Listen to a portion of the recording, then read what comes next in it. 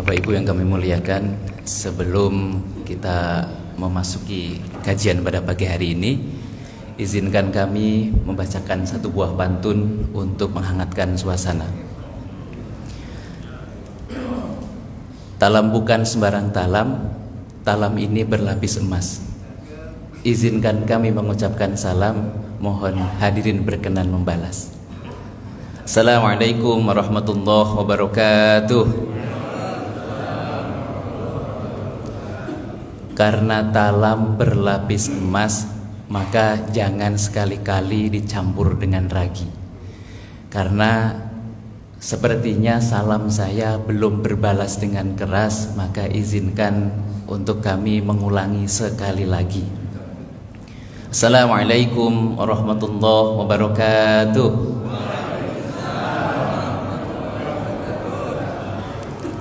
Alhamdulillahilladzi arsala rasulahu bil huda wad dinil haqq liyudhhirahu 'ala dini kullihi wa kafa billahi shahida. Asyhadu an la ilaha illallah wa asyhadu anna sayyidana Muhammadan abduhu wa rasuluh la nabiyya wa la rasula ba'dah. Qala Allah ta'ala fi kitabihil karim, a'udzu billahi minasyaitonir rajim. Bismillahirrahmanirrahim. Walladzina amanu wa 'amilus shalihat wa amanu bima nuzzila 'ala Muhammadin wa huwal haqqu mir rabbihim kaffaru 'anhum sayyi'atihim wa aslaha balahum. Al-ayah. Shadaqallahul 'adzim. Hadirin jamaah salat subuh yang mudah-mudahan kesemuanya dirahmati dan diridhoi oleh Allah Subhanahu wa taala. Pada kesempatan yang berbahagia ini, pertama-tama marilah kita panjatkan puji dan syukur kehadirat Allah Subhanahu wa taala atas limpahan rahmat dan karunia-Nya. Utamanya nikmat iman yang insyaallah membuat hidup kita akan semakin nyaman. Kemudian nikmat Islam yang mudah-mudahan dengannya akan membuat hidup kita menjadi tentram. Dan tentunya nikmat berjamaah yang mudah-mudahan di dalamnya turun berkah. Serta yang patut kita syukuri adalah nikmat sehat walafiat yang mudah-mudahan dengan keduanya mampu kita maksimalkan dalam rangka taat. Tentunya kita berharap mudah-mudahan seluruh rangkaian ibadah kita, baik yang telah, sedang ataupun akan kita laksanakan, senantiasa menjadi wasilah turunnya keberkahan dan juga keridhaan dari Allah Subhanahu wa taala untuk kita semua. Amin amin ya rabbal alamin. Tentunya salawat dan salam marilah kita sama-sama sanjung dan sajikan keharibaan Nabi kita Nabi Muhammad sallallahu alaihi wasallam. Nabi yang diutusnya menjadi rahmat bagi seluruh alam. Nabi yang telah rela berjuang dengan harta bahkan jiwa dan raganya demi tegaknya Islam. Nabi yang telah menghindarkan kita semua dari zaman jahiliyah yang kelam. Dan Nabi yang rasa syukurnya kemudian diejawantahkan dalam bersyukur, beristighfar dan juga beribadah, baik itu siang ataupun malam. Tentunya kita berharap mudah-mudahan dengan kita melafazkan Allahumma salli ala Muhammad, Allahumma salli ala Muhammad, Allahumma salli ala Muhammad, memudahkan kita semua untuk dikenali, disayangi dan dicintai oleh baginda kita Nabi Muhammad sallallahu alaihi wasallam, sehingga kita semua mudah untuk mendapatkan syafaatnya fid din wad dunya wal akhirah. Amin amin ya rabbal alamin. Bapak Ibu yang kami muliakan, sebelumnya mohon maaf kalau hari ini Ustadz Mujadi berhalangan hadir dan baru tadi malam jam 12 itu telepon pas kami pulang dari kegiatan bersama MUI sampai rumah ditelepon beliau hari ini berhalangan untuk hadir mengisi kegiatan, dan izinkan kami untuk membadalkan beliau. Saya namanya Istajib Zain, Pak, dan mudah-mudahan salam kenal Pak ya, Istajib Zain. Dan hari ini kita bukan kajian Pak, hari ini kita sharing. Mungkin kalau kajian terlalu berat, bisa jadi yang duduk di depan ini belum tentu lebih mulia. Bahkan mungkin bapak-bapak yang duduk di hadapan kami ini lebih mulia dari yang duduk di depan. Maka tak pantaslah kalau kami kemudian menggarami air laut. Maka hari ini kita sekedar sharing dan juga diskusi, barangkali mungkin dari apa-apa yang nanti kami sampaikan, kalau sudah pernah didengar, mudah-mudahan ini juga menjadi pengingat bagi kita. Kalaupun belum didengar, mudah-mudahan ini juga menambah wawasan bagi kita semua. Kalaupun kita sudah sama-sama dengar, ya mudah-mudahan saya juga dapat ilmu baru dari para jamaah sekalian. Baik, tema kita hari ini adalah bahagianya hamba yang dikehendaki oleh Allah Subhanahu wa Ta'ala. Kita sering berpikir bahwa bahagia itu adalah ketika kita mampu mewujudkan apa-apa yang kita citakan. Bahasanya harta, tahta, dan wanita itu kita punya segalanya. Hartanya banyak, tahtanya tinggi, dan wanitanya cantik, solehah Pak ya. Ketiganya itu kalau ukuran bahagia dunia, ya mungkin dapat. Tapi sebenarnya bahagia yang seperti apa sih yang kemudian mampu mendatangkan keridhaan Allah Subhanahu wa Ta'ala? Sebenarnya bahagia itu adalah ketika kita mampu mendapatkan atau meraih ampunan dari Allah Subhanahu wa Ta'ala atas dosa kesalahan yang kita perbuat. Itu sebenarnya hakikat bahagia. Percuma kita bahagia di dunia atau mendapatkan apa-apa yang kita cita-citakan, lalu kemudian kita tidak pernah mendapatkan ampunan dari Allah Subhanahu wa Ta'ala. Maka hari ini mari kita coba uraikan, mari kita coba cirikan seperti apa sih kemudian hamba yang kemudian dikehendaki oleh Allah Subhanahu wa Ta'ala. Kita sering mendengar ayat-ayat yang menggunakan kata-kata apa ya? Allah akan menghendaki siapa saja, Allah akan memberikan rezeki kepada siapa saja yang dikehendaki. Bahkan Allah akan memberikan rahmatnya kepada siapa saja yang dikehendaki. Pernah berpikir nggak Pak? Siapa sih sebenarnya orang-orang yang dikehendaki oleh Allah Subhanahu wa Ta'ala? Ada yang pernah dengar Pak? Kira-kira siapa? Apakah kita sendiri ataukah sebenarnya bagaimana sih ciri-ciri orang yang dikehendaki oleh Allah Subhanahu wa Ta'ala? Bahkan salah satu contoh dalam surah Al-Baqarah ayat 212, wallahu yarzuqu may yasha'u bighairi hisab. Allah akan memberikan rezeki tanpa perhitungan. Sudah pernah ada yang mengulik Pak, kira-kira seperti apa sih hamba yang dikehendaki oleh Allah Subhanahu wa Ta'ala? Mungkin ada yang punya usul atau yang pernah dengar, silahkan. Seperti apa sih ciri-ciri orang yang dikehendaki oleh Allah Subhanahu wa Ta'ala? Belum pernah dengar Pak? Ciri-ciri hamba yang dikehendaki oleh Allah Subhanahu wa Ta'ala? Mengerjakan seluruh perintah Allah Subhanahu wa Ta'ala dan kemudian menjauhi seluruh larangan-larangan Allah Subhanahu wa Ta'ala. Itu salah satunya Pak. Banyak salahnya lagi, ayo. Barangkali ada yang mau usul, atau barangkali saya dapat ilmu baru ini.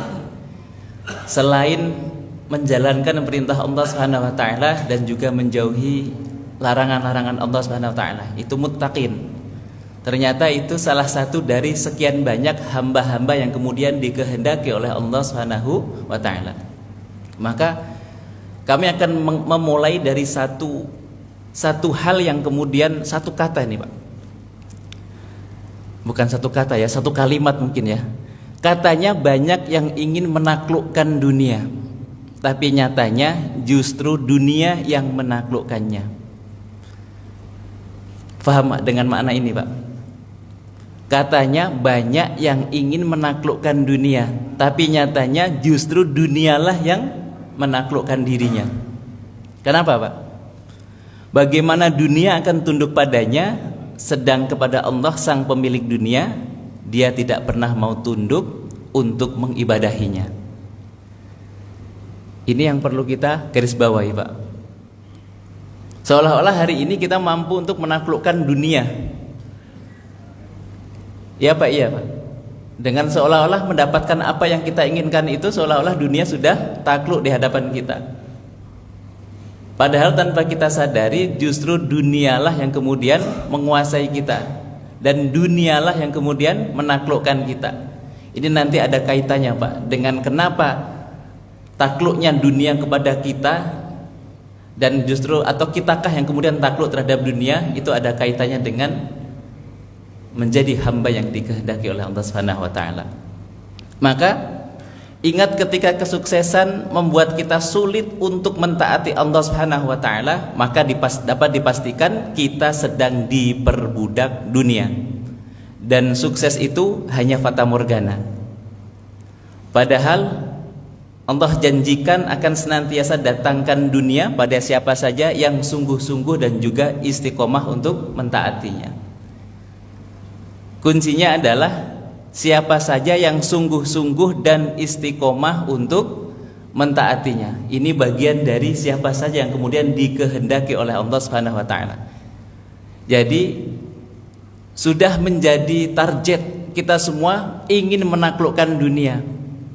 Akan tetapi dengan dunia tersebut kadang-kadang justru sebaliknya, kitalah yang ditaklukkan oleh dunia. Maka hamba yang dikehendaki oleh Allah Subhanahu wa taala itu yang pertama dikehendaki kebaikan kepadanya. Dan ini sering kita dengar bahwa hamba yang dikehendaki kebaikan padanya oleh Allah Subhanahu wa taala, yang pertama difahamkan dalam agamanya. Kemudian difahamkan untuk apa dia dicipta, kemudian difahamkan bahwa semua milik Allah Subhanahu wa taala. Yang pertama difahamkan dalam agamanya. Islam itu kan agama yang paling sempurna dan diridhoi oleh Allah Subhanahu wa taala. Dan syarat untuk beramal soleh itu adalah beriman kepada Allah Subhanahu wa taala. Dan ingat, kebaikan apapun tanpa dilandasi dengan keimanan maka akan tertolak.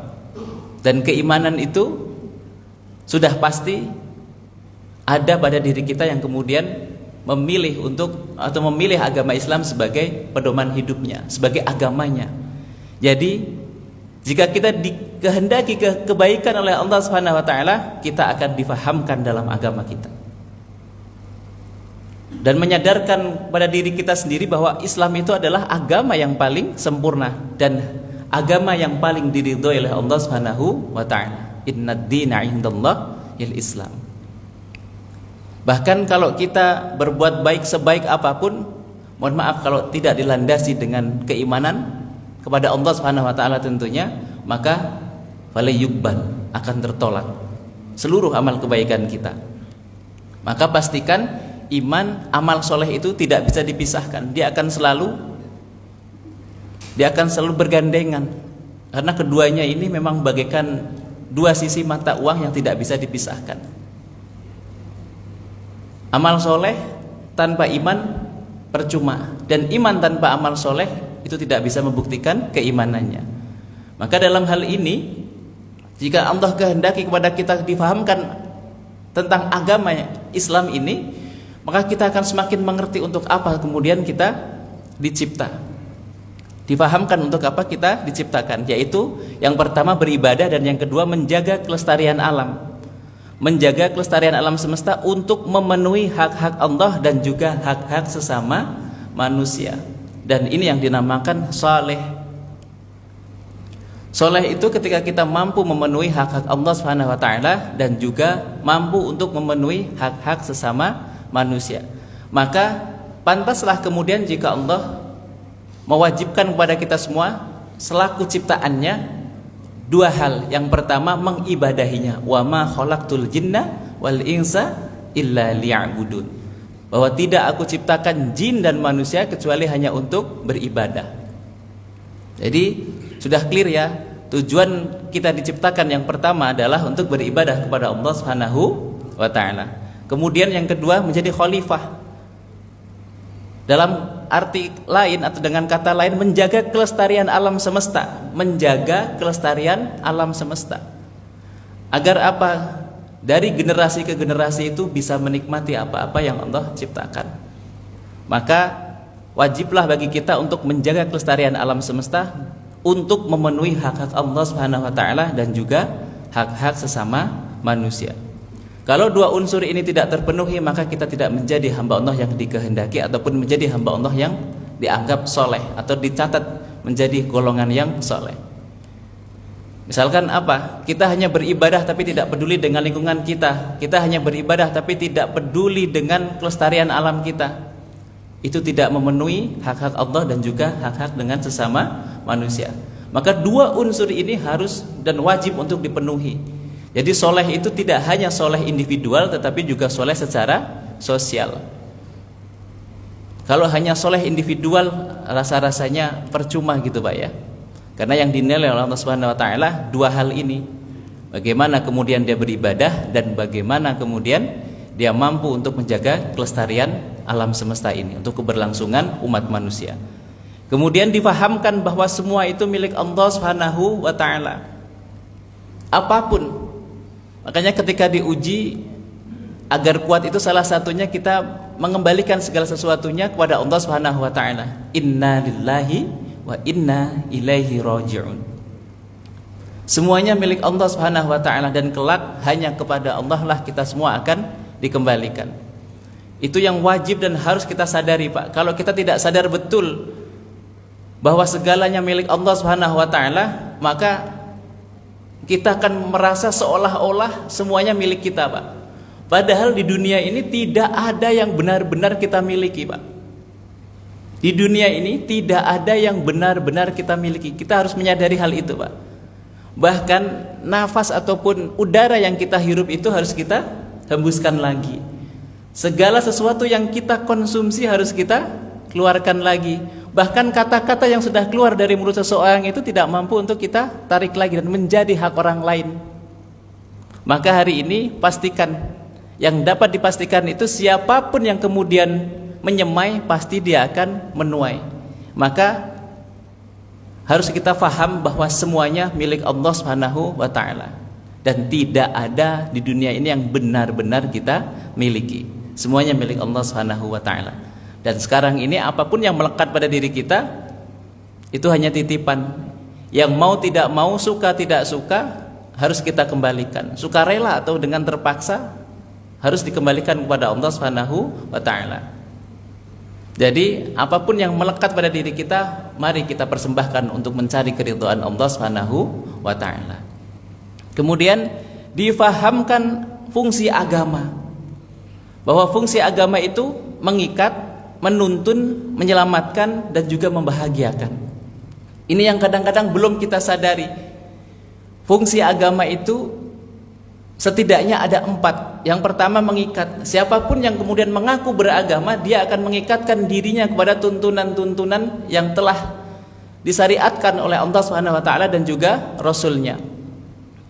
Setelah dia mengikatkan dirinya, tentunya dia akan menjadikan apapun yang ada dalam agama itu, atau agama Islam khususnya, tentunya ya, itu untuk menuntun kehidupannya. Agar apa? Dia selamat Pak.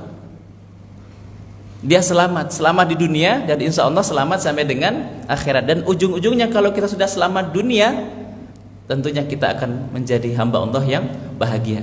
Jadi perlu kita ingat Pak, fungsi agama itu ada 4. Yang pertama mengikat, kemudian yang kedua menuntun, yang ketiga menyelamatkan, dan yang keempat membahagiakan. Itu fungsi agama Pak.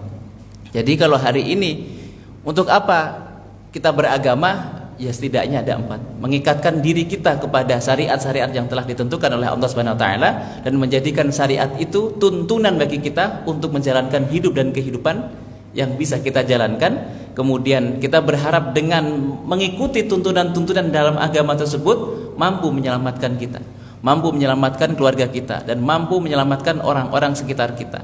Dan ujung-ujungnya adalah kebahagiaan atau membahagiakan. Jadi dengan agama itu justru akan menyelamatkan dan juga akan membahagiakan tentunya. Dan yang terakhir, hamba yang akan Allah berikan kebahagiaan fid din wad dunya wal akhirah lantaran ketaatannya. Jadi jika dikehendaki oleh Allah Subhanahu wa taala itu tentunya akan diberikan kebahagiaan fid din wad dunya wal akhirah lantaran ketaatannya, dan dengan ketaatannya tersebutlah kemudian akan dihapuskan dosa dan juga kesalahan. Maka pantaslah jika tadi dalam muqaddimah kami menyampaikan satu ayat, yaitu surah Muhammad ayat yang kedua, bahwa agar kehidupan kita diperbaiki oleh Allah Subhanahu wa taala dan juga kemudian dihapus dosa kesalahan kita, setidaknya ada 3 syarat. Yang pertama, menjaga keimanan kita kepada Allah Subhanahu wa taala, kemudian memperbanyak amal soleh, dan yang terakhir memperbaiki interaksi kita dengan Al-Quran. Dan ketiganya itu yang mampu membuat kita bahagia fiddin wa dunya wal akhirah, dan insya Allah menjadikan kita hamba yang dikehendaki oleh Allah Subhanahu wa taala. Dan tentunya ciri-ciri hamba yang dikehendaki oleh Allah Subhanahu wa taala itu, yang pertama, mengibadahi Allah dengan ikhlas. Mengibadahi Allah dengan ikhlas. Ini ciri hamba yang dikehendaki oleh Allah Subhanahu wa taala. Jadi kalau hari ini kita mengibadahi Allah Subhanahu wa taala hanya karena sekedar menggugurkan kewajiban, maka dipastikan kita bukan bagian dari orang-orang yang dikehendaki oleh Allah Subhanahu wa taala. Dan patut bersyukur hari ini tentunya kita menjadi bahagian, mudah-mudahan Allah catat menjadi hamba yang dikehendaki kebaikan dan juga kebahagiaan oleh Allah Subhanahu wa taala. Lantaran di antara beberapa ratusan ribu bahkan jutaan umat manusia, hari ini kita terpilih untuk hadir di majelis ini. Meskipun tadi pas berangkat ada rintik hujan sedikit Pak ya, gerimis-gerimis gitu, yang membuat langkah kaki itu seolah-olah berat gitu Pak ya. Dan itu ujian itu ada baksa, dorok, dan juga zulzilu Pak, atau zalzilu Pak. Jadi yang pertama baksa itu ya yang ringan-ringan saja. Jadi kalau kita mau berangkat ke masjid kemudian cuman rintik-rintik hujan, nah itu juga bagian dari ujian. Tapi ternyata kita mudah-mudahan tercatat menjadi hamba Allah yang kemudian dikehendaki, lantaran kita mampu melawan rasa malas atau berjihad melawan rasa malas, berjihad melawan rasa kantuk untuk kemudian melangkahkan kaki kita menuju masjid ini. Jadi mudah-mudahan berkumpulnya kita semua di sini senantiasa mendapatkan keberkahan dan juga keridhaan dari Allah Subhanahu wa taala. Dan kita menjadi hamba Allah yang kemudian menjadi ciri yang pertama, yaitu mengibadahi Allah Subhanahu wa taala dengan penuh keikhlasan. Kemudian ciri hamba yang dikehendaki oleh Allah Subhanahu wa taala yang kedua, hamba yang menjadikan Allah Subhanahu wa taala prioritas, Pak. Hamba yang menjadikan Allah Subhanahu wa taala prioritas. Dalam surah Al-Baqarah disebutkan fadhkuruni adzkurkum washkuruli wala takfurun. Di situ Allah Subhanahu wa taala secara eksplisit mengatakan bahwa fadhkuruni, ingatlah aku maka aku akan mengingatmu. Jadi barang siapa yang kemudian memprioritaskan Allah Subhanahu wa taala dalam hidupnya, dia pun akan diprioritaskan oleh Allah Subhanahu wa taala. Dan ini biasanya yang seperti ini itu akan menjadikan ibadah itu prioritas, Pak. Ibadah itu bukan sekedar menggugurkan kewajiban, apalagi sholat. Atau bahasa lainnya atau bahasa kerennya, sholat itu penting, bukan yang penting sholat. Ibadah itu penting, bukan yang penting ibadah. Ini yang menjadi ciri dari hamba yang dikehendaki oleh Allah Subhanahu wa taala, yaitu hamba yang selalu memprioritaskan Allah Subhanahu wa taala dalam segala hal. Atau bahasa kerennya, lebih baik kehilangan sesuatu karena Allah daripada kehilangan Allah karena sesuatu. Itulah yang dikatakan prioritas, atau kita mampu memprioritaskan Allah Subhanahu wa taala di atas segalanya. Kemudian ciri hamba yang dikehendaki oleh Allah Subhanahu wa taala selanjutnya adalah sabar dan syukurnya tanpa batas, Pak. Karena hidup ini hanya antara sabar dan syukur, Pak. Sabar tanpa tepi dan syukur tanpa tapi, Pak. Kalau syukur kita atau sabar kita masih bertepi, itu belum sabar, Pak. Dan syukur kita masih dengan tapi, itu berarti belum syukur. Bahkan ciri hamba yang mulia di hadapan Allah Subhanahu wa taala itu adalah hamba yang mampu bersyukur saat tidak punya apa-apa, dan mampu bersabar ketika dititipi segala sesuatu oleh Allah Subhanahu wa taala. Bukan sebaliknya. Kadang-kadang kan kita berpikir bahwa hamba yang mulia itu adalah ketika dia mampu bersabar ketika tidak punya apa-apa dan bersyukur ketika punya segalanya. Dibalik, Pak. Bahwa sebenarnya hamba atau derajat tertinggi seorang hamba itu manakala dia mampu bersyukur ketika dia tidak punya apa-apa. Kira-kira bisa nggak, Pak? Dalam kondisi tidak punya apa-apa kita masih bersyukur. Kita tetap bersyukur kepada Allah Subhanahu wa taala. Kita masih tetap berprasangka baik terhadap Allah Subhanahu wa taala. Jarang, Pak. Makanya itu bagian dari orang-orang yang dikehendaki oleh Allah Subhanahu wa taala. Hamba yang mampu bersyukur saat tidak punya apa-apa dan mampu bersabar ketika dititipi segalanya. Itu bahasa kerennya, Pak. Jadi sabar dan syukurnya tanpa batas. Kemudian selanjutnya, untuk urusan akhirat ia bekerja keras. Jadi bekerja kerasnya itu tidak hanya untuk urusan dunia, tetapi juga untuk urusan akhirat. Karena dia menyadari walal akhiratu khairul laka minal ula, bahwa sungguh kehidupan akhirat itu lebih baik daripada kehidupan dunia. Bukan berarti kemudian kita meninggalkan apapun yang kemudian kemewahan dunia dan sebagainya, bukan. Tujuan-tujuan dunia kita tinggalkan, bukan. Maka bisa kita sebutkan bahwa untuk urusan akhirat ya bekerja keras, yang dimaksud itu adalah boleh kita kaya sekaya-kayanya, boleh kita sukses sesukses-suksesnya, akan tetapi kaya dan sukses kita kemudian ditujukan untuk mengharap keridhaan Allah Subhanahu wa taala, untuk menjadi wasilah mendapatkan keridhaan Allah Subhanahu wa taala. Atau dengan kata lain, apapun yang melekat pada diri kita kemudian kita gunakan untuk taat kepada Allah Subhanahu wa taala. Dan seluruh nikmat yang diberikan oleh Allah Subhanahu wa taala kalau belum mampu kita gunakan dalam ketaatan, maka jangan pernah kita gunakan untuk kemaksiatan, Pak. Pastikan itu, Pak. Hari ini mungkin segala nikmat yang Allah berikan kepada kita, tapi kita belum mampu memaksimalkannya dalam rangka taat, maka itu adalah musibah sebenarnya, Pak. Dan sebaliknya, musibah-musibah yang justru mendekatkan kita kepada Allah Subhanahu wa taala, itulah nikmat yang sebenarnya. Maka pantaslah kemudian jika Allah cirikan hamba yang dikehendaki olehnya adalah dia yang untuk urusan akhiratnya dia bekerja keras. Kemudian selanjutnya memperlakukan Allah Ta'ala dan sesama hamba dengan perlakuan yang pantas, Pak. Jadi hari ini mohon maaf, banyak ahli ibadah yang tidak mampu untuk menjaga lidah. Banyak yang mengaku cinta Nabi tapi justru caci maki dan membenci yang kemudian jadi hobi, Pak. Banyak yang ahli sholawat tapi mulutnya dia gunakan untuk mengumpat. Dan banyak yang hari ini fasih untuk memuji Allah atau memuji Tuhan, akan tetapi dia dengan sesama hamba justru merendahkan. Maka ciri dari hamba yang dikehendaki oleh Allah Subhanahu wa taala adalah dia yang mampu melakukan Allah Subhanahu wa taala dan sesama hamba dengan perlakuan yang pantas. Akhir-akhir ini sering kita dengar banyak pendakwah yang kemudian tidak mampu menjaga lidah. Banyak yang merasa dirinya mulia sampai kemudian merendahkan yang lainnya. Naudzubillah min dzalik. Itu bukan ciri dari orang-orang yang dikehendaki oleh Allah Subhanahu wa taala. Mudah-mudahan orang-orang yang seperti itu segera sadar dan juga bertobat kepada Allah Subhanahu wa taala agar kemudian diperbaiki hidup dan juga kehidupannya.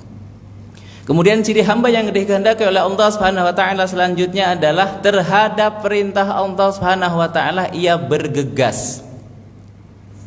Bahkan dalam surah Al-Jumu'ah itu disebutkan fas'au ila dzikrillah. Jadi ini sebenarnya salah satu indikator, Pak. Bagaimana ketika kita dipanggil dengan panggilan hayalas salahil falah, apakah kita bergegas dan lain sebagainya? Itu menjadi indikator apakah hari itu, apakah kita saat ini sudah menjadi hamba Allah yang dikehendaki kebaikan atau dikehendaki oleh Allah Subhanahu wa taala. Kalau hari ini untuk beribadah saja kita malas, hati-hati, Pak. Hati-hati, perlu kita periksa kembali. Jangan-jangan hari ini hati kita sudah dipenuhi dosa dan maksiat. Dosa dan maksiat itulah yang kemudian menjadi penyebab atau menjadi asbab terhadap Allah Subhanahu wa taala kita jadi jauh, Pak. Jadi pastikan kembali kalau hari ini kita terhadap perintah Allah tidak bergegas, ya barangkali dosa dan maksiat itu sudah terlalu banyak yang ada dalam diri kita. Maka runtuhkan dengan beristighfar, Pak. Berbanyak tobat kepada Allah Subhanahu wa taala. Kemudian selanjutnya, ciri hamba Allah yang dikehendaki oleh Allah Subhanahu wa taala adalah menjadikan Al-Qur'an sebagai solusi tanpa batas. Ini kalau Bapak perhatikan dari tadi as-asmo, Pak, belakangnya, Pak. Mengibadahi Allah dengan ikhlas, hamba yang menjadikan Allah prioritas, sabar dan syukurnya tanpa batas. Ini bikinnya semalam jam 1, Pak, karena dadakan gitu, Pak, ya. Jadi untuk merumuskan ini butuh pendalaman yang sangat luar biasa, Pak. Jadi menjadikan Al-Quran sebagai solusi tanpa batas. Hari ini kadang-kadang dalam menghadapi masalah itu seolah-olah kita tidak punya jalan keluar. Padahal Allah Subhanahu wa taala dalam Al-Qur'an itu menyebutkan, sesungguhnya aku ini dekat dan aku akan mengabulkan doa hambaku yang berdoa. Falyastajibuli, gitu kan. Dengan syarat apa? Dia mau menuruti perintahku, mau mengerjakan perintah-perintahku, perintah-perintah Allah Subhanahu wa taala. Itu dalam Al-Qur'an, Pak. Jadi kadang-kadang kita tidak pernah menjadikan Al-Qur'an itu sebagai solusi, Pak. Bahkan mungkin sampai dengan hari ini kita masih menjadikan Al-Qur'an itu sebagai pajangan saja, Pak. Belum jadi pedoman. Hati-hati, nanti periksa kembali sepulang dari sini, jangan-jangan Al-Qur'an kita sudah berdebu, Pak, lantaran tidak pernah kita sentuh. Atau dengan alasan Al-Qur'an itu dulu mahar perkawinan, kemudian dia simpan. Masih ada, Pak, yang Al-Qur'annya baru, Pak. Masih ada di rumah yang Al-Qur'annya masih baru sampai berdebuan, Pak. Insya Allah nggak ada, Pak, ya. Jamaah sini Masya Allah, Pak, ya, beda dengan jamaah yang lain, Pak, ya. Cuman sayangnya jamaah lain itu pindahan dari sini gitu, Pak. Jadi jangan sampai kemudian kita tidak menjadikan Al-Qur'an itu sebagai solusi, Pak. Al-Qur'an itu banyak menawarkan solusi bagi kita, Pak. Makanya kita bacanya tuh harus dengan cermat, jangan loncat-loncat, Pak. Kadang-kadang kita sudah Al-Baqarah, kemudian mana lagi kita buka. Jangan loncat-loncat. Al-Qur'an itu harus benar-benar runut, Pak, agar kita memperoleh feel-nya. Jadi luangkan waktu untuk Al-Qur'an. Kelak Al-Qur'an akan meluangkan waktunya untuk kita. Bahkan kan sudah disebutkan Al-Qur'an itu akan memberikan syafaat kepada kita di hari kiamat kelak. Itu lantaran kita sering membacanya, Pak. Maka hari ini kalau kita sudah membacanya, jangan lupa untuk mempelajarinya, Pak. Setelah kita mempelajarinya, ya kita mengajarkan kepada orang lain dan berusaha sama-sama untuk mengamalkan. Jadi tingkatan kita terhadap Al-Qur'an itu ada 4, Pak. Ada yang sekedar membaca tapi tidak mau mempelajari, kemudian tidak mau mengajarkan dan tidak mau mengamalkan. Tingkatan yang kedua, setelah membaca dia mempelajari, Pak, tetapi tidak mau mengajarkan. Maka belum sempurna, Pak. Kita harus sampai pada 4 derajat ini, Pak. Jangan sampai hanya puas di satu. Ya nggak apa-apa sih, memang karena satu saja di level 1 ini sudah mendapatkan pahala dari Allah Subhanahu wa taala. Dan setiap bacaan itu kan satu hurufnya bernilai 10 pahala, gitu kan. Apalagi kalau kita membaca 1 juz 1 hari, itu ada berapa pahala yang sudah kita kumpulkan, gitu kan. Maka pastikan, Pak, kita ini memenuhi level-level ini, Pak. Kalau kita sudah ada di level membacanya lancar, luangkan waktu, Pak, untuk mempelajarinya, Pak. Kira-kira ayat ini tentang apa ya? Itu nanti kita akan lebih tergugah, Pak. Akan lebih semangat lagi dalam menjalani kehidupan. Makanya itu nanti muncul solusi-solusi atas permasalahan kita, Pak. Oh, ternyata kalau punya masalah ini, oh cuman takwa solusinya ya, gitu kan? Kan takwa itu benefitnya ada banyak, Pak, ya. Benefit takwa itu kurang lebih kalau kita rangkum itu ada 4 atau 5 gitu, Pak, dalam surah Tolak, Pak. Yang pertama kan akan dimudahkan urusan-urusannya, kemudian diberikan jalan keluar atas permasalahannya, diberikan rezeki dari arah yang tidak disangka, kemudian apa lagi, Pak? Dicukupi segala kebutuhannya, dihapuskan dosa kesalahannya, dan diberikan pahala. Ada 6. Jadi sebenarnya kan solusi, Pak. Takwa solusinya, Pak. Segala masalah kita takwa. Dan untuk sampai takwa itu insyaallah nanti mungkin bisa dibahas sama Ustaz Pujiadi, Pak, ya. Karena saya cuma badal, nanti kita akan coba sedikit kulik tapi tentang takwa, dan ujung-ujungnya menjadi hamba yang dikehendaki oleh Allah Subhanahu wa taala. Salah satunya adalah takwa yang tadi disampaikan Bapak, yaitu mengerjakan perintah Allah Subhanahu wa taala dan juga meninggalkan larangan-larangannya. Tapi ada lanjutannya, Pak. Kalau kita hanya sekedar kemudian mengerjakan perintah Allah Subhanahu wa taala dan menjauhi larangan-larangannya, dan ditambahin, Pak, istiqomah, Pak. Jadi entah itu di depan atau di belakangnya, istiqomah untuk menjalankan apapun yang Allah perintahkan, dan juga istiqomah untuk meninggalkan apapun yang menjadi larangan Allah Subhanahu wa taala, tanpa tapi, tanpa nanti, tanpa banyak alasan, dan tanpa banyak pertanyaan. Hari ini kan kalau kita disuruh taat kepada Allah Subhanahu wa taala, 4 hal ini, Pak, penyakitnya. Kalau enggak nanti, tapi. Kalau enggak dua-duanya, ya pasti apa lagi, Pak? Banyak pertanyaan. Kalau enggak banyak pertanyaan, pasti banyak alasan. Ya Pak, iya Pak. Jamaah sini sih kayaknya enggak Pak ya. Jadi kalau tadi disampaikan salah satunya takwa itu adalah menjalankan perintah Allah Subhanahu wa taala dan menjauhi larangan-larangannya, harus ada lanjutannya Pak, dengan keistiqomahan, tanpa tapi, tanpa nanti, tanpa banyak alasan, tanpa banyak pertanyaan. Karena kita kalau terhadap perintah Allah Subhanahu wa taala, ya kalau enggak tapi ya nanti. Tapi kan saya masih banyak dosa, tapi kan saya masih sibuk, nanti sajalah kalau saya sudah pensiun, nanti sajalah kalau saya sudah kaya, nanti sajalah kalau saya sudah ada waktu luang dan sebagainya. Kalau enggak itu alasannya banyak saja. Kan ini masih ini, saya belum jadi orang benar. Ini dan itu. Kalau enggak pertanyaannya, buat apa sih saya sholat, buat apa sih saya beriman, dan lain sebagainya. Padahal terhadap perintah Allah Subhanahu wa taala itu harusnya sami'na wa ta'na. Dan itu yang menjadikan seluruh nabi, baik itu dari Nabi Adam sampai dengan Nabi kita Nabi Muhammad SAW, semua menjadi hamba Allah yang mulia. Lantaran apa? Terhadap perintah Allah Subhanahu wa taala mereka istiqomah, tunduk dan patuh, tanpa tapi, tanpa nanti, tanpa banyak alasan, dan juga tanpa banyak pertanyaan. Kemudian ciri hamba yang dikehendaki oleh Allah Subhanahu wa taala selanjutnya adalah menjaga keimanan dan mempertahankannya hingga akhir nafas.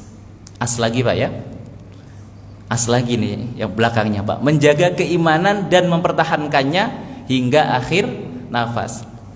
Karena banyak di antara kita Pak, orang yang semasa hidupnya beriman kepada Allah Subhanahu wa taala, tetapi di akhir hayatnya justru menjadi hamba Allah yang murtad Pak. Lantaran apa? Dia tidak mampu menjaga keimanannya hingga, jadi menjaga keimanan dan mempertahankannya Pak. Jadi cara mempertahankan keimanan itu seperti apa Pak? Tunduk dan patuh terhadap perintah Allah Subhanahu wa taala, itu segera bergegas Pak.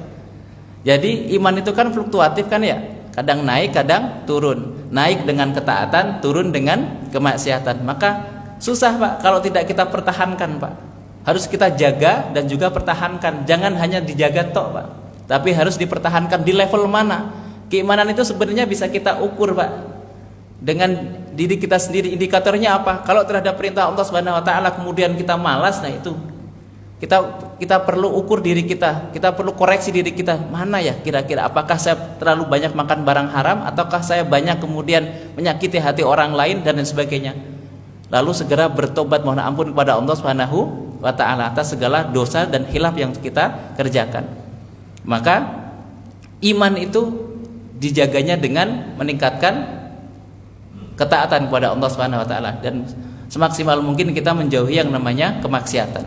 Itu agar mampu kita jaga dan juga pertahankan. Kemudian yang terakhir, ciri hamba yang dikehendaki oleh Allah Subhanahu wa taala adalah tak bosan mengajak dan mengingatkan kepada siapapun untuk terus berbuat kebaikan dan meninggalkan dosa serta kemaksiatan. Ini yang terakhir nggak pakai as nih Pak, satu-satunya nih, karena nggak nemu Pak. Jadi tak bosan mengajak dan mengingatkan kepada siapapun untuk terus berbuat kebaikan dan meninggalkan dosa dan kemaksiatan. Ini amanah Pak, amanah dalam Al-Quran yang semuanya kita hafal, wal asri Pak. Jadi pilar utama kita sebagai umat manusia yang mampu beriman kepada Allah Subhanahu wa taala itu ada 4 Pak. Yang pertama beriman kepada Allah Subhanahu wa taala, kemudian yang kedua beramal soleh, yang ketiga saling mengingatkan dalam kebaikan, dan yang keempat saling mengingatkan dalam kesabaran. Jadi fungsi kita ini Pak, saling nasihat menasehati Pak. Jadi jangan sampai kemudian terhadap nasihat anti nasihat lah bahasanya. Jangan sampai Pak, karena nasihat itu ada 2 hal Pak, ciri orang yang menerima nasihat. Mohon maaf, kalau orang pintar dengan nasihat itu kemudian dia merenung Pak. Tapi kalau orang bodoh dia tersinggung Pak, mohon maaf. Terhadap nasihat itu ada 2 penerimaan kita, gitu kan? Kalau orang pintar dia merenung Pak, oh iya ternyata dengan nasihat itu dia merenungi dosa kesalahannya, merenungi apa yang dia perbuat, kemudian dia kembali kepada Allah Subhanahu wa taala. Tapi respon yang kedua, orang yang kurang pintar itu, mohon maaf, orang bodoh itu dia akan tersinggung Pak kalau dinasihati. Wah, kayak paling bener aja loh, kayak paling alim aja dan lain sebagainya. So alim dan sebagainya kan itu. Jadi respon terhadap nasihat itu wajar Pak. Kita tuh tidak mungkin bisa meyakinkan lalat gitu kan, bahwa bunga itu lebih harum daripada sampah, Pak. Ya Pak, iya Pak. Lalat itu tidak bisa kita yakinkan ini loh bunga ini lebih harum, tapi dia tetap milihnya sampah, Pak. Jadi nasihat itu penting, Pak. Nasihat itu ya biasanya untuk menyadarkan kita. Maka dua hal, seseorang itu akan berubah karena nasihat, dan berubah kalau sudah kejadian ataupun kejadian yang dia lihat, Pak. Jadi ada dua hal yang bisa mengubah manusia, nasihat dan juga apa-apa yang dia lihat atau kejadian yang dia lihat. Jadi ciri hamba yang dikehendaki oleh Allah Subhanahu wa taala, yang pertama mengibadahi Allah dengan ikhlas, kemudian hamba yang menjadikan Allah prioritas, sabar dan syukurnya tanpa batas, untuk urusan akhirat dia bekerja keras, kemudian memperlakukan Allah taala dan sesama hamba dengan perlakuan yang pantas, dan terhadap perintah Allah ia bergegas, menjadikan Al-Qur'an sebagai solusi tanpa batas, menjaga keimanan dan mempertahankannya hingga akhir nafas, dan yang terakhir tak bosan mengajak dan mengingatkan kepada siapapun juga untuk terus berbuat kebaikan dan meninggalkan dosa serta kemaksiatan. Kita sampai jam berapa, Pak? Sampai suruh, Pak ya? Nanti diingatkan saja, Pak ya. Ini masih ada 20 slide lagi, Pak. Masya Allah. Mudah-mudahan masih betah ya, Pak ya. Baik. Kita sering bertanya enggak, Pak, kenapa harus akhirat yang kita utamakan? Pernah bertanya enggak kenapa Allah itu kemudian harus memikirkan, mendahulukan kepentingan akhirat kita? Kenapa harus akhirat yang diutamakan? Kira-kira nemu jawabannya enggak, Pak? Pernah bertanya kepada diri sendiri, Pak? Kenapa sih kemudian akhirat yang harus kita utamakan? Kira-kira jawabannya apa, Pak? Jawabannya ada yang pernah ngulik mungkin? Atau yang pernah dengar? Ini kita sharing, Pak, bukan khutbah, Pak. Kalau khutbah nanti kita nggak boleh dua arah, Pak ya. Jadi ada yang pernah ngulik nggak? Kenapa harus akhirat yang diutamakan? Belum pernah ada yang dengar? Kita kekal di situ. Oke, salah satunya kehidupan yang abadi. Salah duanya tujuan akhir. 3. Cukup 3? Atau ada yang mau nambahin lagi? Kenapa harus akhirat yang diutamakan? Karena sesibuk apapun kita merencanakan masa depan, sekali Allah bilang pulang, rencana itu akan berantakan dan tak mungkin kita selesaikan. Ingat, semua hanya titipan, terpaksa atau sukarela, mau tidak mau harus kita kembalikan, dan setiap perbuatan itu mau tidak mau harus kita pertanggungjawabkan. Itulah kemudian kenapa akhirat harus kita utamakan, Pak. Sekeren apapun rancangan kita terhadap urusan dunia ini, kalau Allah sudah panggil, "Hei pulang," pulang, Pak. Berantakan itu semua, Pak. Maka kalau enggak akhirat kita utamakan, bagaimana kita kemudian kelak di akhirat, bekal apa yang kemudian akan kita persembahkan di hadapan Allah Subhanahu wa taala? Maka pantaslah kemudian jika Allah mengingatkan, wa bataghi fi ma ataqallahu darul akhirah wa la tansa nasibaka minad dunya. Gitu kan? Boleh kita kemudian mengutamakan kepentingan akhirat kita, tetapi jangan lupa nasib kita di dunia, dan berbuat baiklah sebagaimana Allah telah berbuat baik kepadamu ila akhirih. Maka pantaslah kemudian kalau akhirat itu kita utamakan, betul, Pak, karena kita akan kekal hidup di sana, Pak. Karena itu merupakan kehidupan yang abadi, abadan, tidak akan pernah kembali seperti kehidupan yang sekarang ini. Dan di sana tidak ada lagi kemudian yang tua ataupun muda, Pak. Semuanya akan kembali ke usia-usia yang produktif, Pak. Kalau dibahasakan wakawa'iba atroba gitu, Pak ya. Dan itu kalau terjemahan Kementerian Agama agak kurang sedap gitu kan. Agak kurang sedap sedikit itu. Karena kan bidadari-bidadari yang sebaya dan montok lah bahasanya itu. Itu di dalam terjemahannya seperti itu, Pak. Kemudian di dunia ini justru diri kita sendirilah, Pak, yang patut untuk dikasihani dan diperhatikan, Pak. Kadang-kadang kan kita suka ngasihanin orang lain gitu kan, wah kasihan banget ya hidupnya. Padahal justru kita sendirilah, Pak, yang harus dikasihani dan diperhatikan. Kenapa, Pak? Surga belum tentu kebagian, Pak. Amal soleh masih jauh dari harapan. Ibadah sering dilalaikan. Tak jarang ucapan dan tindakan juga sering menyakitkan. Suka menunda kebaikan dan akrab dengan kemalasan, Pak. Kasihan banget kita, Pak ya. Ciri-ciri tadi kita banget nggak, Pak? Mungkin yang di depan itu iya, Pak. Yang di depan ini iya, Pak, seperti itu, Pak. Kasihan amat gitu ya. Surga belum tentu kebagian, amal soleh masih jauh dari harapan, ibadah sering dilalaikan. Ini kita banget nggak sih, Pak? Atau jangan-jangan yang di depan doang ini? Gitu ya. Tak jarang ucapan dan tindakan masih sering menyakitkan. Suka menunda-nunda kebaikan dan sangat akrab, bahkan sangat akrab, Pak, dengan kemalasan. Paling akrab kita dengan kemalasan. Ini kenapa ya? Apakah karena pahala tidak Allah tampakkan sehingga kita biasa-biasa saja terhadap apa-apa yang Allah janjikan? Atau justru kita mengaku beriman tapi mohon maaf hanya sebatas ucapan? Padahal iman itu akan semakin bertambah dengan ketaatan. Balik lagi, Pak. Iman itu akan semakin bertambah dengan ketaatan dan akan berkurang dengan dosa dan kemaksiatan. Maka hari ini susah, Pak, untuk mempertahankan keimanan kita, Pak. Butuh perjuangan dan butuh tekad, Pak. Makanya kalau sendirian kadang-kadang kita nggak bisa, Pak. Butuh teman, Pak, untuk menguatkan keimanan kita. Maka pantaslah kalau ciri orang yang kemudian dikehendaki oleh Allah Subhanahu wa taala itu dia yang selalu mengingatkan kita agar terus dalam kebaikan dan terus menghindari dosa dan kemaksiatan. Karena ini berat, Pak. Ya, kadang-kadang soleh itu kalau pas lagi sendiri, kalau lagi bareng-bareng kita soleh, Pak. Tapi begitu sendiri kita salah, Pak. Makanya sebenarnya pemaknaan soleh itu apa sih sebenarnya gitu kan? Soleh itu dia yang istiqomah dengan kebaikan saat sendirian ataupun dalam keramaian, Pak. Karena banyak di antara kita nih, kalau pas rame-rame gini soleh semua, Pak. Apalagi udah pakai peci, sudah pakai sarung gitu kan, wah itu soleh itu. Datang ke masjid gitu kan. Tapi nggak tahu keluar dari masjid ini, melangkah berapa langkah itu kita jadi orang yang salah, Pak. Makanya soleh itu ketika kita mampu istiqomah akan kebaikan dan juga dalam ketaatan kepada Allah Subhanahu wa taala, baik ketika sendirian ataupun dalam keramaian.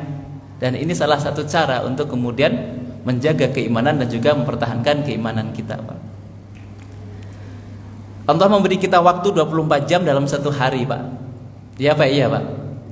Ada yang lebih dari 24 jam dalam satu hari? Kayaknya enggak ada, Pak ya. Allah memberi kita waktu 24 jam dalam sehari dan butuh waktu paling lama 40 menit, Pak, untuk beribadah selama 5 kali. Kemudian banyak di antara kita yang bilang nggak ada waktu. Bahkan untuk ibadah yang merupakan kebutuhan kita bilang lain kali. Kalau nggak ada waktu pasti lain kali. Ingat, Pak, itu bukan sibuk, Pak, tapi sombong. Bukan sibuk tapi sombong. Bayangin 24 jam yang Allah berikan, kalau di total 5 kali dalam sehari itu kita sholat itu paling lama 40 menit, Pak. 40 menit itu kalau diakumulasi, Pak. Dari Isya, subuh, lohor, asar dan maghrib itu cuman butuh waktu 40 menit. Jadi masing-masing 8 menit lah ya, kalau bisa kita breakdown gitu ya. Dan kita bilang lain kali atau tidak ada waktu, maka pastikan, Pak, kita bukan orang sibuk gitu, Pak, tapi orang sombong. Jangan ya, Pak ya, jangan ya, Dek ya, jangan ya, Bu ya, gitu ya. Sudah habis nih, Pak. Masih lanjut. Masya Allah. Kalau tadi sudah kita sampaikan, Pak, bahagianya, tadi kan sudah kita sampaikan ciri-ciri dari hamba yang dikehendaki oleh Allah Subhanahu wa taala akan memperoleh kebahagiaan. Bapak pernah mendefinisikan nggak, Pak, bahagia itu sebenarnya apa? Bahagia itu sebenarnya apa sih, Pak? Ketika apa-apa yang kita inginkan kemudian dapat terwujud gitu ya. Itu bahagia, Pak ya. Terus apa lagi? Ternyata bahagia itu, Pak, perasaan nyaman, tentram dan terbebas dari segala sesuatu yang menyusahkan, Pak. Itu bahagia, Pak. Kemudian kehidupan yang berjalan sesuai dengan keinginan, itu bahagia. Kemudian kebahagiaan itu sering dikaitkan dengan kehidupan yang baik, kehidupan yang layak. Itu, Pak ya. Kemudian yang paling keren itu adalah bahagia itu ketika Allah berkenan untuk memperbaiki kehidupan kita dengan ridho dan rahmatnya.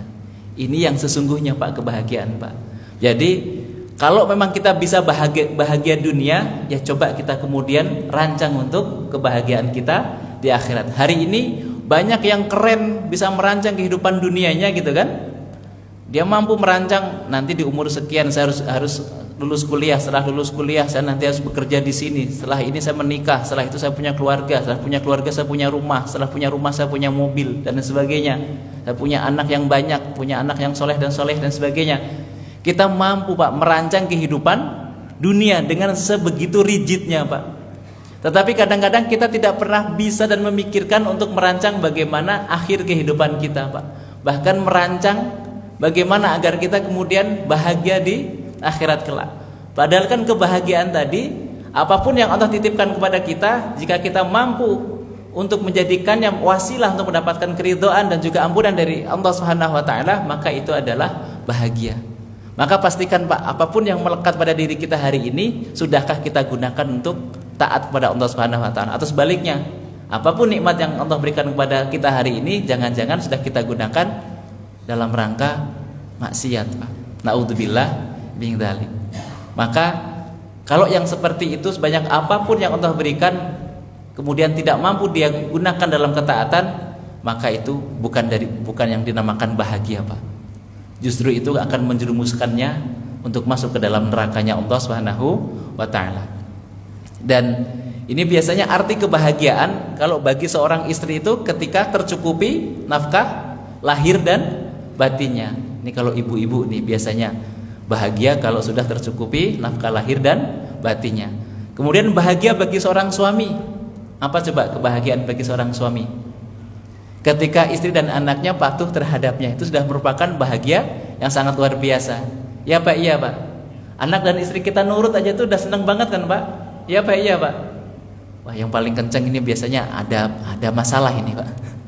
Kemudian bahagia bagi seorang anak itu ketika mendapatkan kasih sayang dan juga perhatian yang penuh dari kedua orang tuanya.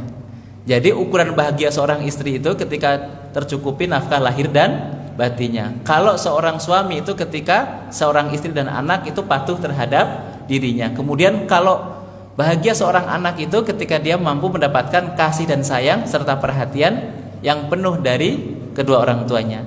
Lalu bagaimana bahagia seorang hamba di hadapan Allah Subhanahu wa taala?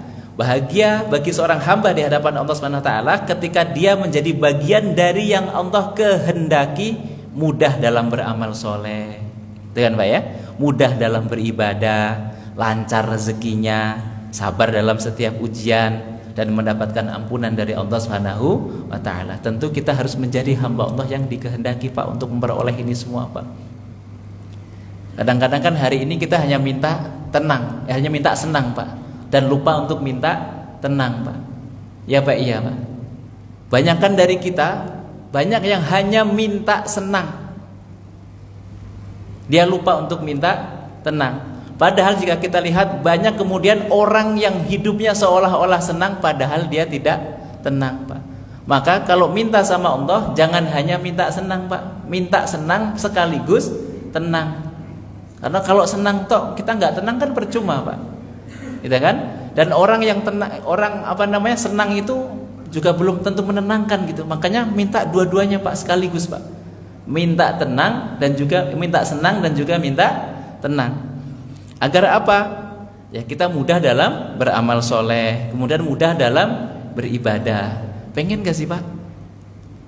Kan kadang-kadang beramal soleh itu suka iri kita Pak ya, melihat orang yang mempunyai kelebihan harta misalkan dalam beramal soleh tuh, wah dia setiap kali ada ini nyumbangnya banyak dan sebagainya. Kan itu boleh Pak iri kayak gitu kita Pak, boleh kita boleh iri itu hanya pada hal-hal yang kebaikan yang kemudian mampu memacu dan memicu diri kita untuk terus berbuat ketaatan. Bahkan kalau bisa saya lebih dari orang itu, memotivasi diri kita Pak untuk berbuat lebih, itu boleh Pak.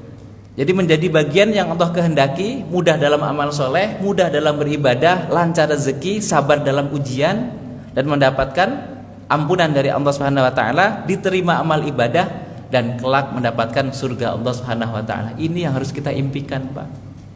Hari ini kira-kira gimana Pak? Kita mudah nggak dalam beramal soleh? Mudah nggak dalam beribadah? Sabar nggak dalam setiap ujian? Ini patut kita koreksi diri kita sendiri Pak. Berkaca pada diri kita sendiri. Jangan-jangan kita tidak ada nih dalam ciri-ciri yang kemudian tadi disampaikan. Dari ciri-ciri hamba Allah yang dikehendaki, jangan-jangan kita tidak ada satupun di dalamnya. Perhatikan Pak. Minimal kita masuk 3 atau 2 kriteria Pak. Itu ya. Agar kita masuk ke dalam ini hamba Allah yang bahagia, yaitu ketika mendapatkan ridha dan rahmat dari Allah Subhanahu wa taala, sehingga mudah dalam beramal soleh, ringan dalam beribadah. Terus apa lagi Pak? Diwafatkan dalam keadaan husnul khotimah. Dan cara meraih kebahagiaan itu sendiri Pak, Al-Quran menggambarkan kebahagiaan di dunia melalui beberapa istilah Pak. Antara lain kehidupan yang baik, dada yang lapang karena dipenuhi cahaya Islam dan juga iman. Kemudian hati yang tenang dengan selalu berzikir kepada Allah Subhanahu wa taala, serta ketenangan dalam segala kondisi, baik itu ketika ada masalah ataupun ketika dalam beribadah. Dalam surah Quraisy ada 4 rahasia kebahagiaan, yaitu kita berusaha, kemudian berserah dalam segala kondisi, dan terpenuhinya kebutuhan jasmani dan kenyamanan secara batin. Dan dengan keimanan yang berkualitas, dekat dengan Allah, menerima dengan ikhlas segala ketetapan Allah dan membahagiakan sesama akan menimbulkan rasa bahagia untuk diri kita. Pak, Bu, jika kita melihat apa bahagia, melihat orang lain bahagia itu pahala. Ada 2 pahala Pak. Melihat orang lain bahagia, itu kan? Kita bahagia melihat orang lain bahagia itu ada 2 pahala Pak. Kok bisa? Kira-kira ada yang tahu nggak? Kenapa kemudian kalau kita bahagia melihat kebahagiaan orang lain kita mendapatkan pahala? Ada yang tahu nggak Pak rahasianya Pak? Yang pertama, pahala karena kita telah berbaik sangka kepada Allah Subhanahu wa taala. Kemudian apa? Yang kedua, menjadi doa bagi kita agar kita turut bisa bahagia seperti orang yang kita lihat itu Pak. Dan berdoa kepada Allah Subhanahu wa taala itu bagian dari pahala. Jadi Pak, kalau ada orang lain yang bahagia, Bapak harus berbahagia Pak. Karena itu bagian dari doa dan juga mendatangkan pahala. Berbaik sangka gitu kan? Kalau kadang-kadang kan justru kalau ada orang lain bahagia, justru sebaliknya kita menderita. Jangan sampai ada hasad dalam diri kita Pak. Hasad itu apa? Bahagia ketika melihat orang lain menderita, dan menderita ketika melihat orang lain bahagia. Kira-kira ada nggak Pak yang seperti itu di sini Pak? Nggak ada Pak ya? Di tempat lain Pak ya? Cuman sayangnya pindahan dari sini balik lagi Pak ya. Jadi jangan sampai kita punya sifat seperti ini Pak. Jadi bahagia, kalau orang lain bahagia itu pahala Pak. Pahala dan juga doa. Doa-doa yang mudah-mudahan dengan turut bahagia itu, kebahagiaan akan menular kepada diri kita. Dan pahala karena kita telah berbaik sangka kepada Allah Subhanahu wa taala. Dan ini Pak, kuncinya Pak, berbahagia atas kebahagiaan orang lain itu adalah sebuah doa dan dapat mendatangkan pahala. Karena tanpa kita sadari kita sedang membaikkan prasangka kita terhadap sesama dan juga terhadap Allah Subhanahu wa taala. Dan kita belajar sabar Pak, sembari meyakinkan diri kita bahwa segala sesuatu itu pasti ada waktunya, akan digilirkan oleh Allah Subhanahu wa taala. Bisa jadi yang hari ini berkelimpahan, besok akan merasakan kesempitan. Dan sebaliknya, orang yang kemudian sempit akan Allah uji, kemudian akan diubah dengan kelapangan dan sebagainya. Maka pastikan Pak, berbahagia atas kebahagiaan orang lain itu sebuah doa dan dapat mendatangkan pahala bagi diri kita. Kemudian hamba yang diperbaiki keadaan dan dihapuskan dosa kesalahan, ini kan bagian dari tadi apa? Hamba yang dikehendaki oleh Allah Subhanahu wa taala. Tadi kita sudah mengutip surah Muhammad ayat yang kedua Pak. Walladzina amanu wa 'amilus shalihat wa amanu bima nuzzila ala Muhammadin wa huwal haqqu mir rabbihim kaffara 'anhum sayyi'atihim wa aslaha balahum. Artinya apa Pak? Bahwa jika kita ingin memperbaiki kehidupan kita dan ingin meraih ampunan dari Allah Subhanahu wa taala dan dihapuskan dosa kesalahan kita, cukup 3 hal Pak. Selalu beriman kepada Allah Subhanahu wa taala, kemudian perbanyak amal soleh dan berinteraksi dengan Al-Qur'an. Coba tiga-tiganya Pak. Kalau hari ini keadaan kita belum diperbaiki oleh Allah Subhanahu wa taala, coba perhatikan tiga ini, Pak. Perhatikan tiga ini, Pak. Nanti kita bercermin atau berkaca ataupun bahkan introspeksi diri kita, Pak. Kalau hari ini keadaan kita begini-begini saja dan belum berubah sama sekali, tiga ini, Pak. Bagaimana keimanan kita kepada Allah Subhanahu wa taala?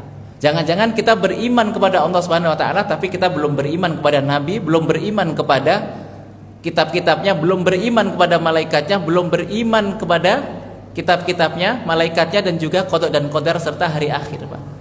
Padahal keenam-enamnya itu harus selaras, Pak. Enggak boleh parsial. Kita beriman kepada Allah tapi tidak beriman kepada kitab Allah. Hari ini kita mengaku beriman tapi kita jarang membuka Al-Quran, tapi jarang berselawat kepada Nabi kita. Kita tidak menerima apapun yang Allah takdirkan, itu juga bagian dari kurang beriman, Pak. Jadi kalau beriman itu semuanya, Pak, nggak boleh parsial, harus total. Itu bahasanya kafah. Kalau sudah beriman kepada Allah Subhanahu wa taala, maka wajib bagi kita untuk beriman kepada kitab-kitabnya, kepada malaikat-malaikatnya, kepada utusan-utusannya, kepada hari akhir dan juga kepada qada dan qadarnya. Tidak boleh parsial, tidak boleh sebagian. Maka pastikan kalau hari ini keimanan kita bagaimana? Oh, ternyata hanya beriman kepada Allah tapi belum beriman kepada qada dan qadar. Kita masih suka ngeluh terhadap apapun yang kemudian Allah takdirkan kepada kita. Kita kurang sabar terhadap ujian-ujiannya. Maka pastilah Allah tidak akan memperbaiki keadaan kita kalau kita tidak mau memperbaiki keadaan diri kita. Caranya bagaimana? Memperbaiki keimanan kita, Pak. Kemudian yang kedua, beramal soleh. Memperbanyak amal soleh. Amal soleh itu apa sih, Pak? Amal soleh itu apa, Pak? Sholat, zakat, haji, puasa, itu, Pak, ya. Jangan batasi amal soleh itu dengan ibadah-ibadah yang itu saja, Pak, yang ritual-ritual saja, Pak. Kita perlu perluas, Pak. Amal soleh itu adalah segala sesuatu aktivitas yang mendatangkan keridhaan Allah Subhanahu wa taala dan menjauhkan diri kita dari murka Allah Subhanahu wa taala, itu adalah amal soleh. Jadi jangan batasin amal soleh itu hanya zakat, haji, puasa dan sholat, Pak. Atau dibalik, sholat, zakat, puasa dan haji, Pak. Tapi amal soleh itu segala sesuatu yang kemudian dapat mendatangkan keridhaan Allah Subhanahu wa taala dan mampu menghindarkan kita dari murka Allah Subhanahu wa taala, itulah amal soleh. Apapun itu, hari ini kita sedang beramal soleh, Pak. Duduk di majelis ilmu itu bagian dari amal soleh dan bisa menggugurkan dosa-dosa kita. Barangkali, Pak, kita jangan terlalu pede, sholat kita tidak diterima oleh Allah Subhanahu wa taala, puasa kita tidak diterima oleh Allah Subhanahu wa taala, haji kita tidak diterima oleh Allah Subhanahu wa taala, zakat kita bahkan mungkin tidak diterima oleh Allah Subhanahu wa taala. Tapi bisa jadi amal soleh yang lain karena kita sering duduk di majelis ilmu dan di situ dibahas Al-Qur'an, hadis, itu bisa menjadi wasilah bagi kita untuk dihapuskan dosa kesalahannya dan diterima amal ibadah kita, Pak. Jadi jangan terlalu pede dengan sholat kita, Pak. Kita harus punya amalan-amalan lain yang kemudian mampu untuk mendampingi. Bahkan doa-doa yang kemudian tidak Allah ijabah seolah-olah itu juga bagian dari tabungan kita, Pak. Barangkali dari doa-doa yang belum diijabah itulah kemudian nanti di akhirat menjadi pemberat timbangan amalan kita, Pak. Jadi kan cara Allah kemudian habis, Pak, ya. Wah, Masya Allah, padahal masih panjang ini, Pak.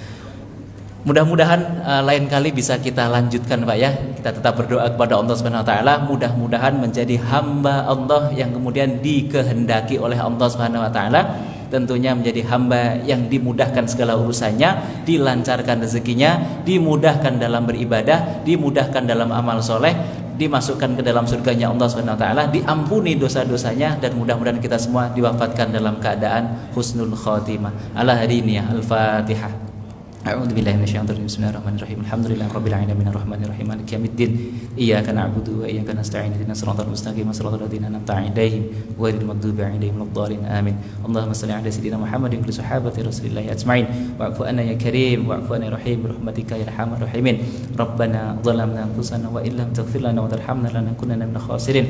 Allahumma nas'aluka al-huda wat tuqa wal 'afafa wal ghina. Allahumma nas'aluka 'ilman nafi'a wa rizqan halalan thayyiban wa 'amalan mutaqabbala. Allahumma nas'aluka al-huda wat tuqa wal 'afafa wal ghina.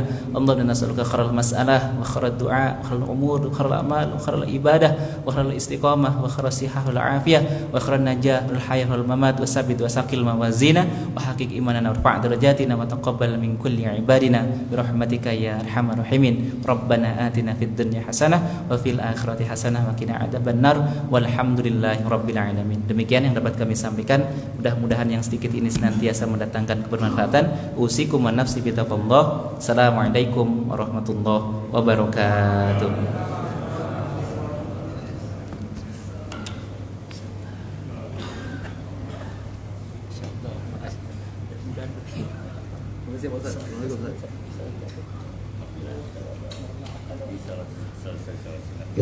Assalamualaikum warahmatullahi wabarakatuh.